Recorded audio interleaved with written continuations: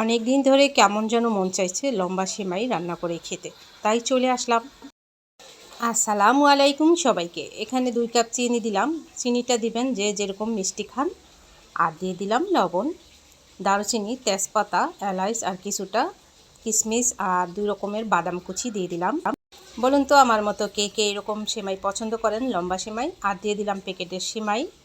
এভাবে করে ধীরে ধীরে একটু জাল পেতে পেতে একটু হলেই আমি চুলা অফ করে দিব।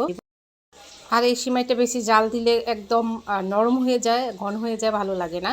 একটু ঝরঝরে থাকা অবস্থায় কিন্তু নামাতে হয় সিমাইটার ভিতরে আর কি, দুধের সাথে।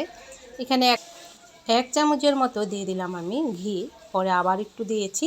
চুলা কিন্তু অফ করা, আর এই অবস্থায় কিন্তু আমি ঘি দিয়ে দিলাম। যখন লাস্টে ঘিটা দিবেন, ঘিয়ের যে একটা গন্ধ এবং দারুণ লাগে খেতে, তাই জাল অবধি পর্যন্ত ঘি দিবেন না, নামিয়ে তারপরে দিবেন। আর চুলায় এই যে অফ করে রেখে দিলাম। ঠান্ডা হলে আরেকটু ঘনাবে, তবে অতিরিক্ত ঘন ভালো লাগে না। আমার মতো এরকম কে কে রান্না করেন আর কে কে এই সেমাইটা পছন্দ করেন অবশ্যই কমেন্ট করবেন।